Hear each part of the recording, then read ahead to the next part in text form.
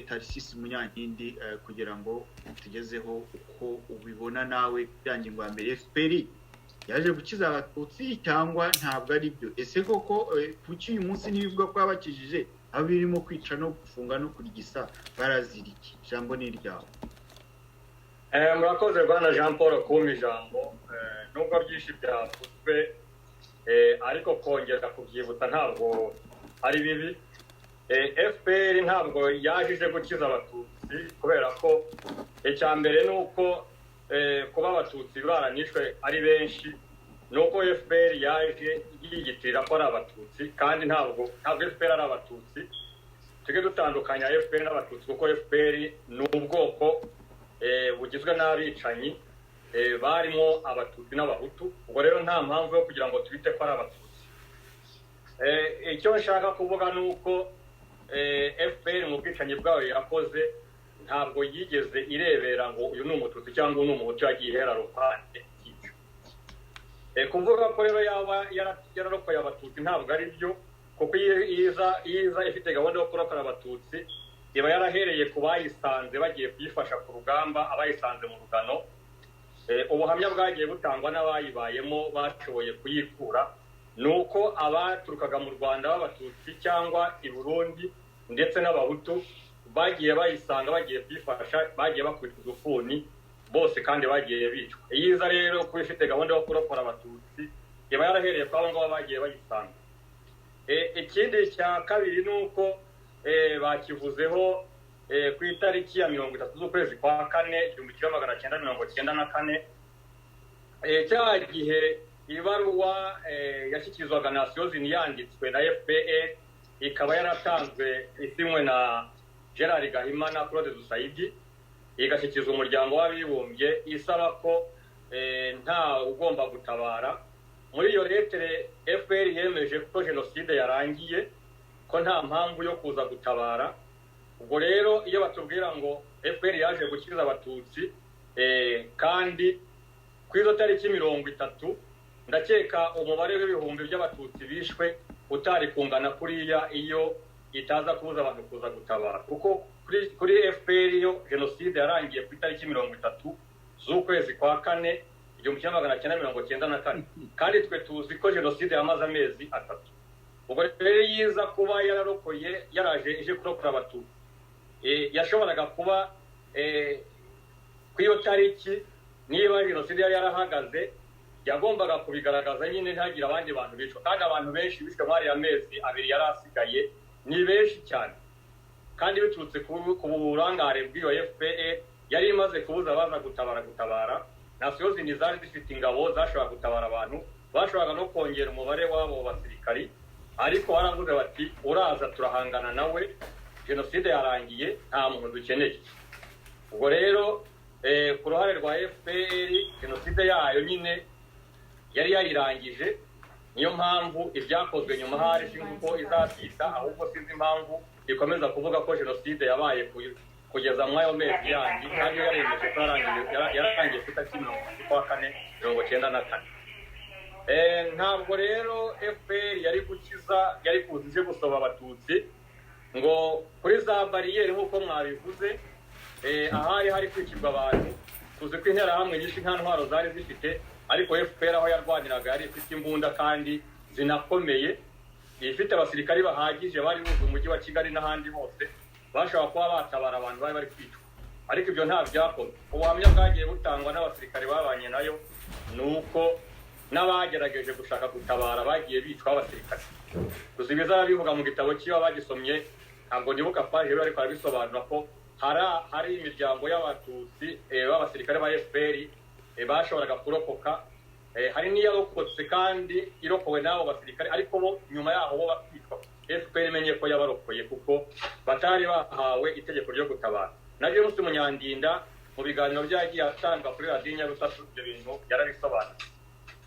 FPR rero iza kuba ifite gahunda yo gutabara abatutsi, ntabwo yari kwanga ibaruwa abaofisiye bo muri XFR banditse muri kiriya gihe cyo mu kwa 1994 basaba FPR guhagarika imirwano. Ubwabo nibo banditse iyo baruwa baravuga bati turashaka ko imirwano ihagarara hanyuma tugafata abasirikari bo ku gice cyacu tugafata n'abasirikari bo ku gice cyanyu cya FPR tugashaka uburyo twahagarika ubwicanyi buri gukorwa intambara ikabihagaze. Ibyo ngibyo FPR yarabyanze kandi ibyo byose ni ibintu bihari documente.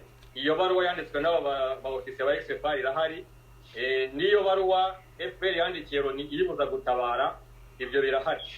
Kuko rero FPR kugira ngo ibeshye abatutsi ko yaje kubatabara igenda ihisha ayo makuru yose, ariko ndakeka ko aho amariye kumenyekana nibyo mwavugaga muti ni iki cyaba kiri gutuma FPR ikomeza noneho kwica abarokotse yavugaga ko yarokoye. Nuko ayo makuru yose FPR yagiye ihisha yagiye ashobora kumenyekana, babandi bacitse ku icumu bakaba barayamenye, bikaba izi ko ikinyoma yari yarabateye ntaho bakirisha. Ubwo rero igomba kubikiza kugira ngo badafatanya n'abandi banyarwanda mu kuyikiza ubwicanyi yabakoreye. Dukomeje nyuma FPR imaze kugera ku butegetsi yakomeje kwica abantu. Turebye nko mu gice cy'amajyaruguru cyangwa mu bice bya Gitarama hari ahantu bagiye bica abatutsi barangiza bakabesha ngo ni abacengezi babishe. Turahera nko ku bana b'Inyange bamwe biswe intwari ko bishwe na FPR yamaze kubesha ko ari abacengezi igamije kugira ngo irebe abibigerekaho nirangiza nabo ibakurikize abo yishe bwa mbere. Hari ibindi byavuzwe ntabwo nabisubiramo byose, ariko muri makeya FPR byo kuvuga ngo yajije kurokora abatutsi ntabwo ari byo. Nireke kubeshya abanyarwanda, kandi abatutsi nabo nibareke kubeshya, kuko FPR ntabwo ihagarariye abatutsi. Ejo nibyo iri gukomeza gukora ibikorera abanyarwanda cyangwa ibikorera abakongomani, bitazajya ku mutwe w'aba batutsi bayitiranya na FPR, kuko abatutsi bajya kwicwa muri 1994 muzi ko hari indirimbo baririmbaga babita ngo ni inyenzi inkotanyi. Ni ukuvuga ko deja kuba FPR yaraje yiyitirira ko ari ubwoko bw'abatutsi kandi ivuga ngo nibije gutabara, byatumye n'abisha abatutsi bavuga ko babaga bari kwica inyenzi inkotanyi. Ubwo rero naho n'uruhare FPR yabigizemo, kuko niyo yatumye urwo rwitwazo rubaho kugira ngo abatutsi bicwe. Ntabwo rero FPR yaje gutabara abatutsi tuzajya duhora tubisubiramo, kandi n'ababitekerezaga be kugumya kwibeshya, kuko ntabwo ariko bimeze, ntabwo ariko biri. Abo bagogwe bishwe, abo banyamurenge bari kwicwa ubu ngubu bari kwicwa n'ubundi muri bwa buryo bwa FPR beshya ngo ikagumya kubeshyira ngo ni abamayimayi bari kubica, kandi byaragaragaye ko ariyo iri kubikora. Dufate urugero rufatika hano rwa vuba kugira ngo abantu babyumve neza ko FPR idakunda abatutsi, itagombaga kubarokora.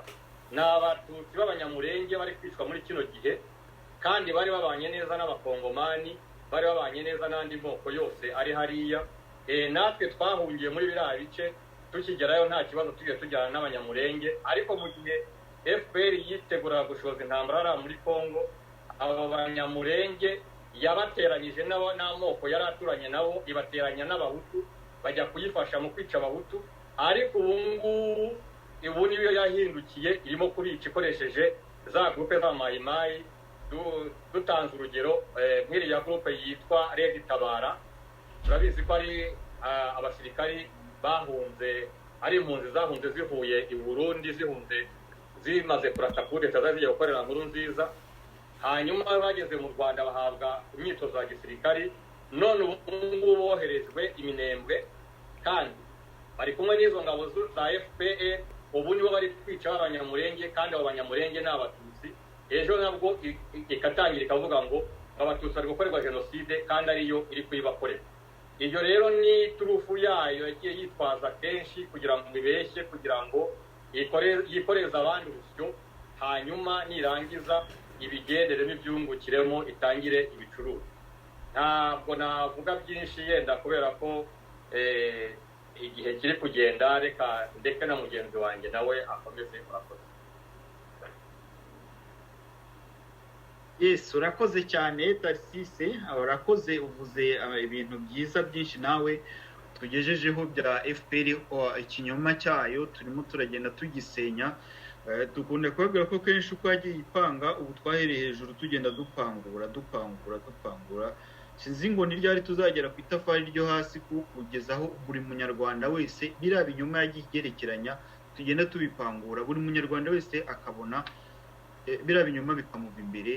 FPR yagiye itubeshya idutsindagiramo. Abantu benshi bafite ubwoba. Bushize nabwiye ko nko ku munsi wo kwibuka nyine bagira batya bakohereza ubutumwa bwanditse buvuye muri sekretariya ya FPR by'abantu bagomba kuvuga bitagomba gutandukana n'ibyo ngibyo, kandi n'abagomba gutanga ubuhamya bakaba ari abantu bateguwe baganirijwe, bagomba kuvuga bati uriya ndizere ko atari buce ku ruhande, uriya mu mwizere batisura ko ari umukecuru, ati uriya mukecuru mumwihorere araza ajye avuga ibintu bitari byo, kuko ubwo baba batinya ko bavuga abakecuru barivugira bakavuga uko babonye inkotanyi zica, bakabona uko babonye interahamwe zica, byose bakabivangavanga bakabitera bakabikubita hariya. Ariko umuntu ujijutse we arabisobanura akamenya gucisha mu kayungerezo akavuga ibyo yabonye nyine mu nterahamwe, ariko ibyo yabonye mu nkotanyi ntabivuge. Ubwo kandi ndizera neza yuko iyo tuvuga gutya abantu tukavuga ngo interahamwe ntihajya habaho gukonfonda ngo bumve ko hari interahamwe zose, ko hari interahamwe zitice, hari interahamwe ahubwo zihishwe nazo ari abatutsi, hari n'andi mashyaka nayo yivanzemo, abapawa ba sederi, ba MDR, ababitaga amajogi, abapeside b'abakombozi, bose icyo gihe gurupe yose yiswe interahamwe, ariko mu bundi buryo usuzuye ugasanga yari gurupe y'abicanyi batandukanye baturuka mu mashyaka menshi atandukanye. No muri PL ndetse kandi PL nayo yaritirwaga ngo ni ishyaka ry'abatutsi. Madamu Marie Jeanne, inkotanyi zarakurokoye, wowe nawe zarakujyanye zikujyana ibyumba, cyokora zikugarura uri umupfakazi. Ubwo mu byo badushinja nawe ndumva birimo ko inkotanyi zaturokoye, ariko tukaba tutanyurwa, tukaba tudashima. Zadukijije nyine interahamwe, hanyuma twebwe tukaba uyu munsi tuvuga ko ngo hari abo njyamo n'abaririmba ngo inkotanyi ni ubuzima, inkotanyi ni ubuzima. N'urya mu guverineri umusenateri yarabivuze ngo muri Shankwano ngo zamukijije ubutu, ubwo mbese zimuha ubuzima. Ntuza we yavuze ko zizura n'abapfuye zikabasubizamo umwuka, ntuza Musa Fazili. Ubwo umuntu yavuga byinshi ku bantu babona inkotanyi zifite ukuntu zubatse ikintu cy'ubwoba mu bantu ku buryo basigaye bazibona ko ari ibigirwamana. Uvuze akantu gatoya gatandukanye n'ibyabo, noneho wagera kuri jenoside bati icyo ni igiti kiriho amapfa utagomba no kurira. Jambo ni iryawe, hariho danje aho ngaho, ariko iyo danje twebwe twarayirenze, twayiboneye antidote. Yewe ntago bandokoye nka Mwemayire, ariko ngewe ndifuza kugira ngo nsubire inyuma gatoya mbere yo kugira ngo babeshye abantu ngo barabarokoye. Ese ubundi baje mu Rwanda hari ubwicanyi buri kubaho? Njye nicyo kibazo cya mbere nabaza, kubera ko abana batari baravutse kiriya gihe murabona ko bagiye bahindura disikuru kugira ngo bayobye uburari. Ibyo byose ni muri ya gahunda yo kubaka cya kinyoma. Nkavuga rero ngo urabona no mu gitabo cya Ruzibiza aho yanditse avuga ati uko FPR yabonaga abantu bari mu Rwanda. Munyabagisha yigeze kubivuga ko mu by'ukuri inkotanyi zafasha abahutu zibagira ikiraro kugira ngo bagere ku byo bashaka, ntabwo bigeze baje kubarukura. Icya mbere bateye bavuga ko ngo bahejejwe hanze bashaka uburenganzira bwabo. Tukurikirana uko ibintu byagiye bagenda batera akajagari mu gihugu, bica abantu mu duce tw'igihugu kimwe na hamwe b'abatutsi kugira ngo bangishe abaturage umuyobozi wari icyo gihe Habyarimana. Ariko ubwo bari bararangije gukora propagande ngenda bivuga bifitiye gihamya hanze bari hanze ko bari barangije gukora propagande yuko bagomba kwerekana imirambo y'abatutsi kugira ngo bajustifiye uburyo abatutsi barenganijwe n'ingoma ya Habyarimana. Noneho uko ibintu byagiye bikura nako kajagari bagendaga batera mu gihugu, amagrenade bateraga muri za gare, ibyo byose murabyibuka. Ngewe nari nturiye hafi ya CND saa 12 nta muntu wari ugisohoka mu rugo. Ndababwiza ukuri, umuntu wese yasohokaga mu kazi feri ya mbere direct agahita atayiwe mu rugo. Ibyo rwose ngenda bibabwira ni ukuri 92 kuva bageze muri CND dayo n'ibyo bintu byatangiye. Hari i Remera hari famiye nyinshi bagiye bateramo amagrenade. Byari uburyo bwo gutera insécurité kugira ngo abantu bigumure ku butegetsi, kandi murabizi ko hariho n'amashyaka yabashyigikiraga. Ariko ibyo byose ntabwo byatumye bagera kuri ya nshingano yabo. Noneho rero babona karundura ari ukwica umuperezida w'igihugu kubera ko ari we wari ubaye mu by'ukuri nk'ukomye mu nkokora ya gahunda y'inkotanyi. Ari nabyo we yakundaga gusubiramo ngo muritonde mutazagwa mu mutego w'umwanzi. Ngewe ntabwo ari ukuvuga ngo ndamurengera, ariko ngewe ndakurikira evolution y'uko ibintu byagiye bigenda mbere yo kugira ngo ujye kuvuga ngo FPR yarokoye abatutsi. Abantu bari bato batabizi babizabikurikirane neza, bajya bakurikira ibiganiro. Ngewe nakoraga muri entreprise ya Makuza, Rwanda Form yari umututsi, yari afite barumuna be bareinvesti mu nkotanyi. Ibyo mpora mbivuga.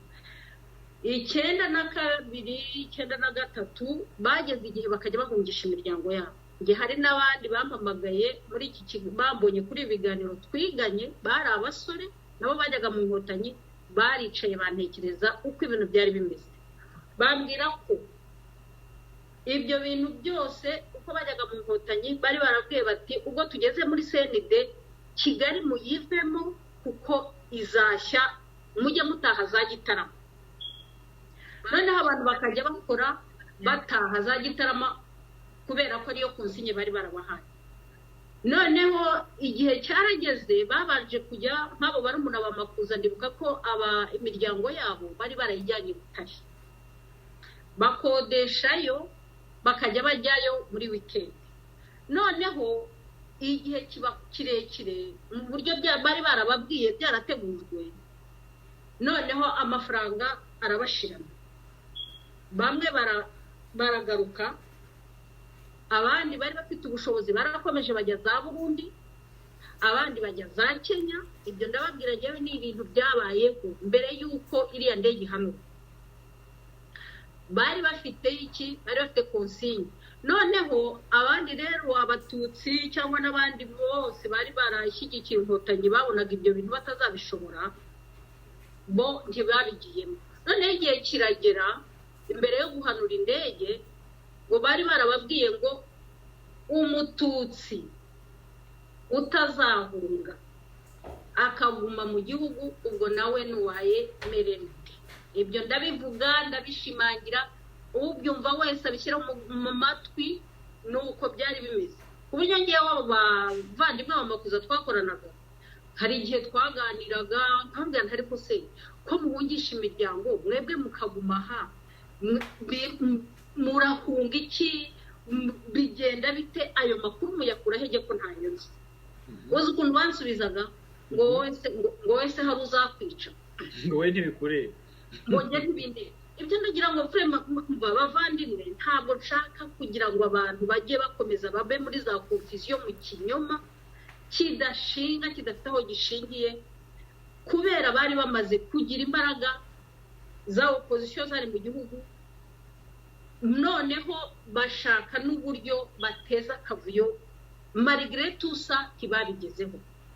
Wari uzi ko namenye ko uriya ambasaderi Gasana Anastase ntiyari affaires étrangères, yari ministre wa affaires étrangères. Uzi ko namenye ko nimugoroba abakozi bafunze, abantu b'inkotanyi bazaga gukoresha za computer mu kazi gukora amadosiye yabo, bakoresha ibintu bya ministeri kugira ngo mwumve uburyo infiltration.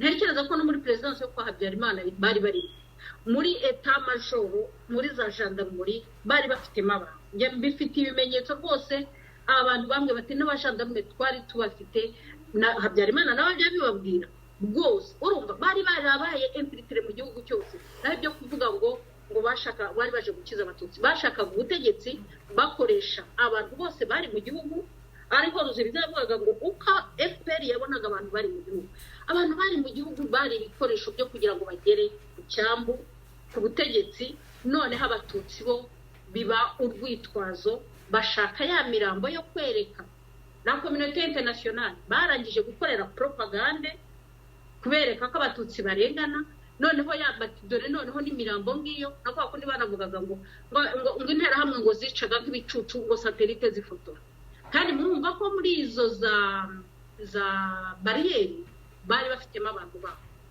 none se niba batangaga ayo makuru kugira ngo za satellite zifotora kugira ngo za gahunda zose zuzure noneho babone uburyo bakonvenka noneho bashyigikirwe undi najya kuvuga ntibabone ijambo ntagire umutega amatwi nguko uko abatutsi babaye ikiraro cyo kugeza kuri agatsiko k'abavantara MT group y'abatutsi wa mugani wa Kagame ngo hari abatutsi b'izuru abatutsi nyabo kuri bo nibo bazi uko babadefinisa ariko twebwe twahisemo kubona ko ari abavantara baje bishakira ubutegetsi umututsi yapfa umuhutu yapfa umuntu yapfa ntacyo bibabwiye urugero n'uyu munsi kureba abacikacumu babayeho bakizito baricwa ari abana bato batangiye kuvuga bati nyamuneka twiyunge amahoro turashaka amahoro abo barwigara bafashije rwigara icyo gihe mvuga ngo bahunga bari Burundi murabizi ko bahungiye Burundi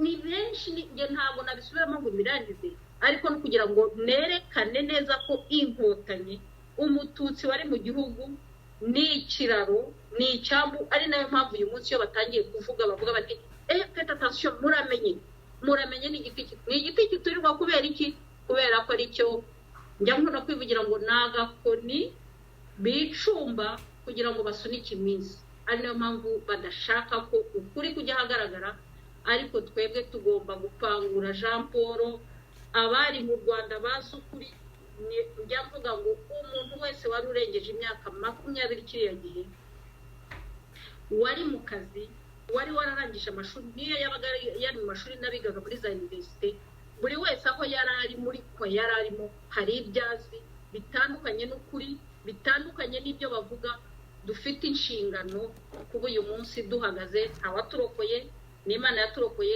kubera umugambi mwiza ishaka kugira ngo kize u Rwanda murakoze ntayandi magambo nabivugamo ubwo turakomeza urakoze cyane urakoze Madame Marie Jeanne ugize neza ku buhamya bwawe bwiza utugejejeho ni umuntu yavuga ibintu byinshi cyo kora nkuko twabyemeranyijeho na Bwana Matata Joseph nuko iyi ni seri ya mbere ikiganiro nomero ya mbere kwibaza ese koko FPR yarokoye abatutsi nkuko babivuga kubera ko ni ikintu FPR yubakiyeho iki kinyoma rero abantu babashije kubasha kugisenya bakabasha kwerekana abo batutsi b'abavandimwe bacu uko ibyo bintu barimo kubabwira bibeshye cyane cyane urubyiruko ubu ngubu urubyiruko dufite mu Rwanda barimo bararwumvisha ko rwose iyo FPR itaba bari abana bavutse muri za 1991 kuzamura ubu ngubu urumva n'abagabo ni bakuru noneho n'abandi bagiye babyarwa nyuma bavuye wenda ku batutsi bari bariho icyo gihe nabo ni bakuru abo ngabo rero nibo bumvishwa ko uyu munsi iyo bagiye muri za nama za FPR Kabarebe pare wabo akajyayo cyangwa Mubaraka cyangwa Ibingira we Bibingira ntabwo bakimujyanayo sinzi uko byagenze ariko burya nawe afite ababereye pare hanyuma n'umugore wa Kagame akagira abera marene bagenda bagira ibyiciro ba marene ba pare babiyoke ni kimwe burya nuko buri karere kagiye kagira umuntu w'umusirikare cyangwa w'umuministire ugahagarariye mu rwego rwa FPR ni ukuvuga ngo iyo habaye ibirori baravuga bati intumwa ishinzwe Gakenke ni igomba kubiriyo ikajya kumenya amakuru yayo niba ari umusirikare mu general runaka ugomba gukurikirana ubuzima bw'ako karere umunsi ku munsi birya ibibazo byose mwumva mu buyobozi muki uwo muntu aba agomba gutanga raporo muri FPR. Buri gihugu kigiye gifite abantu bagihagarariye bagifashe nkaho ari igihugu cyabo batwara mu mufuka bakagomba kukigira. N'ubuzima bw'abacitse ku icumu nuko bumeze, bufite abantu babugenzura, babaha narrative bagomba kuvuga, abitwa bagasamagera, ba Mugesera, bakabarebe bande, bagenda bagira ibyiciro, bagenda bagira bahagarariye.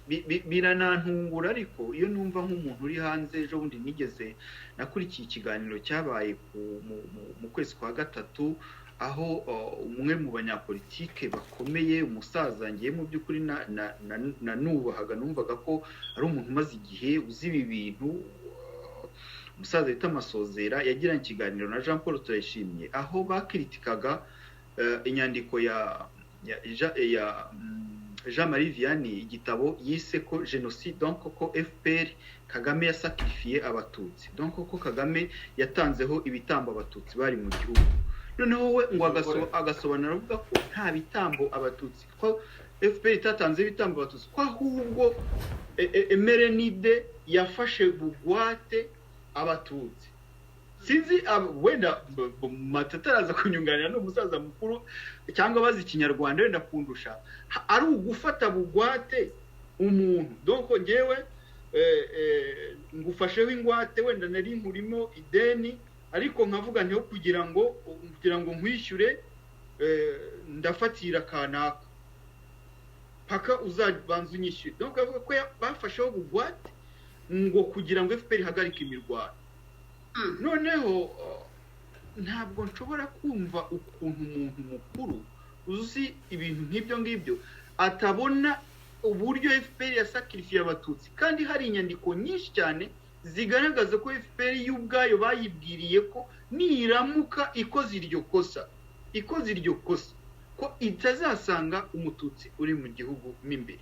Ibyo ni ibintu n'umwana ufite bahoza bavuga ngene n'ifite imyaka 17, n'umwana ufite imyaka 10 yarabibonaga. Twebwe twarishimaga iyo twabonaga za mitingi zamagana Emerenide, ariko ababyeyi bacu bakatubwira ati nyaboneka muramenye kuko ibi bintu murimo ntago mubizi, muri urubyiruko murashyushye, ariko ibiri imbere nibyo bibi cyane. Abantu bakuru bari babizi. Rero biratangaje ko n'umuntu mukuru si critique, ni ikiganiro kiri open cyaciye kuri YouTube, buri wese washaka yagenda akakibona akacyumva. Ni uburyo bwo kumva ibintu mu buryo butandukanye. Ni gute FPR itatanzeho abatutsi bari mu gihugu ibitambo, ku buryo twicwa iyo hakabamwo akavuyo, ku buryo abantu bagera ngo bagashaka no gusobanura inyandiko ya Tito Rutaremara. Ibyo Tito Rutaremara we bwe yivugiye akavuga ngo bari bafite abatekinisiye bari hirya no hino, Ruzibiza arabisubiramo. Ngiye numvise umugabo antangaje avuga ati no, iyo nyandiko mwese muri mu mashyaka, mwebwe se ntimufite abantu muvugana nabo?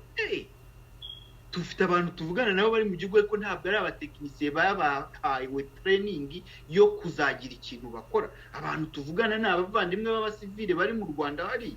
Abo ntabwo ari bo Tito Rutaremara ashaka kuvuga. Tito Rutaremara ashaka kuvuga ko bari bafite serire zirimo abantu bari trained. Ibyo ngibyo abantu bajye babitandukanya, nuko hari bakumva ko dushaka kuvuga ko abatutsi batishwe, ko hatigeze habaho interamwe zaguruka zigafata imihoro zikajya kwica abatutsi. Oya, ibyo ngibyo biratandukanye. Ariko izo nkotanyi zabigizemo uruhare umuntu yavuga ruziguye runini cyane, kuko iziko kwatserera abantu, uko kujya ku mabariyeri, uko kwanga gutabara, uko kuvuga ngo nimugera kuri bariyeri muberereke, kuko harimo abantu bacu bariyeri irimo kwica abantu, irimo gutangira abantu igakindagura igaca amajosi. Ibyo ngibyo ni umugambi w'ubufatanya cyaha, ni ugufatanya, ni ukugira uruhare muri iyo jenoside. Abantu rero batabibona kandi baracitse ku icumu, abo ngabo nibo mu minsi yashize navuga ntabwo tugomba kwitondera.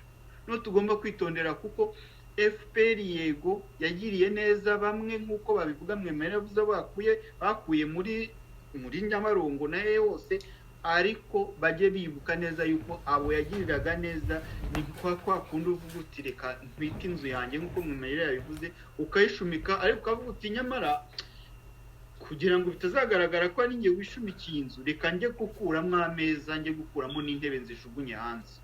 hanyuma abantu bazabone ko kame munange hari ibyo nasovye byari birimo nuko nguko bimeze nuko byagenze. Reka rero dusoze iki cyiciro cya mbere ariko tuvuga ko kizakomeza ni seri iki kiganiro kizakomeza kwerekana uburyo FPR itigeze mu by'ukuri gambirira gutabara abatutsi, twerekane n'ingero z'ababigerageje bakicwa, twerekane n'ingero z'abatutsi bagiye kuvuga ngo baje gutabara bagerayo inkotanyi zikabakubita udufuni, twerekane n'aho inkotanyi zaje ubwazo zikajya ziyicira abatutsi muri kiriya gihe cy'intambara, muri iriya jenoside ubwabo itaranarangira, usibye n'ibyo uyu munsi bavuga ngo barapfa politiki. Na mbere muri 1994 aho inkotanyi zagendaga zigera zikagenda yaba umututsi yaba umuhutu zigatsemba zitabanje kureba ngo uyu ni umuhutu uyu ni umututsi. Ibyo byose abantu nibamara kubibona, abantu bakamara kumva ko kari agatsiko k'abavantara mu nkotanyi, ni nabo ngabo turimo kuvuga bishwe mu nkotanyi harimo abari bafite umutima wo gutabara bene wabo. Ibyo rwose ntabwo twabinanirwa kubivuga, ndetse nabo bahuye n'akaga gakomeye, ari nabo bahuye bafite n'amarira n'uyu munsi yo kuba barabaye marginalize, bararenganyijwe na kagatsiko k'abavantara kari mu nkotanyi kigaruriye za nkotanyi zindi. Ako gatsiko rero niko tuvuga kayogoje ibintu. Mbere yuko tuyisoza hari icyo ushaka kuvuga Marija, mbere yuko dusoza iyi Marija nuranyumva? Ngomba kuvuga n'ikibazo cya internet ariko uraza kugaruka mu kanya, ntabwo tukumva wabaye freeze freezing. Okay, wakomeza. Jean Paul, hari ikintu nagira ngo nkunganireho. Muri ibyo uvuze ko ngo hari abana bashakaga gutabara imiryango yabo, nkwibutse ko hari umwana wo kwa Rwamamara uriya bakunda kwita Kamari Saperi, wo kwa Rwamamara Mariko, yagiye gutabara abasaza b'imbura, abavandimwe b'imbura gutoro ko bari imfubyi. Ingoma nziza, ingoma nziza Miliyetona Ngoma nziza, urumva? Ubwo so umuntu yari afite umugambi koko gutabara abatutsi. Abo bana bari imfubyi, ababyeyi babo bari barapfuye, ngewe ndabazi, umukobwa wabo w'imfura yari inshuti yanjye magara ku buryo ibintu byabo bizi do A a Z, urumva? Ubwo so abantu bari bashakaga gukiza abatutsi, izo ko zari n'imfubyi. Mwibuke kandi na rya jambo rya Tito yavuze ngo ntibari kurya umureti batamenya amagi. Ngwana ibyo ni bimwe nshobora gukangurira abantu kumva barimwo nabo ngabo bavuga ngo ntabwo FPR yasakirifiye abatutsi kugira ngo ifate ubutegetsi. Yarabasakirifiye, n'uyu munsi iracyabikora, n'uyu munsi ugerageje kugira ijambo azamura iramwica kugira ngo hatazagera ukweshiringa ibyo byabayeho. Okay, muzemata ubona ko iyi ngingo ari sensible cyane abantu, donc izakomeza kubera ko abantu ntabwo irangiye. Urabona ko hari ibitekerezo bindi bigihari. Bwana Matata, ijambo ni ryawe. Nagira ngo mbabwire ko mu rwego rwo gutanga abatutsi ibitambo, inkotanyi zateze za mine zitega amamodoka mu Bugesera, harimo n'amatagisi n'amakamyoneti yandi yazaga yaremaga amasoko, baturitse amatagisi n'amakamyoneti, bashyiramo abantu ngo bitwaga ngo ni abapagasi, tutari tuzi iyo bavuye, baje batwika Ubugesera bwose mu kwezi kwa gatatu muri 1992, za Kibirira barahatwika naho bagira ngo abaturage b'abatutsi nyine bahungire ku maparuwasi, bageza Rwamatamu naho barahatwika. Ibyo byose bishyirwa ku mutwe wa Perezida Habyarimana ngo arimo ngo gutesha abatutsi, ngo yatangiye za jenoside. Ari inkotanyi zirimo kubikora. Ubu ngubu niho dusigaye tubona ibimenyetso muri iyi myaka, nyuma y'imyaka 25 n'itandatu n'irindwi, ko ababikoraga twabaga ari utwo dutsiko tw'abacengezi, abatekinisiye bo muri FPR, bagatwika akarere nko mu Bugesera, bagatwika akarere nko muri Kibirira, bagatwika akarere nko ku Kibuye za Rwamatamu na za Gishyita, barangiza abatutsi bakaba batanzweho ibitambo koko bamwe bakabigwamo. Ariko bikorwa nande? Nyirizina moteri ari FPR yashakaga kugira ngo kakavuyo kabeho, bikaza bigahuza n'ibyo mushiki wanjye Marie Jeanne yavugaga by'amagrenade bateraga mu ngo z'abantu hariya hose za Remera, batega muri za gare, batega mu matagisi no mu masoko za Ruhango, yewe n'amagrenade za Cyangugu, igihugu cyose. Nzabohereza tumara kugenda za kuboherereza ibyo bise za tanta donc ni ukuvuga ibitero by'iterabwoba FPR yateye biriya barirwa barega FRN nibyo FPR nibyo yarimenyemo, niyo yari specialiste muri ibyo bintu. Urakoze. Nicyo nashaka kubwira ko gutanga ibitambo yabitangiye kera si mu 1994 gusa, babitangiye bagitera, barabikomeza n'uyu munsi baracyatanga ibitambo, kuko ifashe nka Kizito Mihigo ukamwica ni igitambo utanze kugira ngo ucecekesha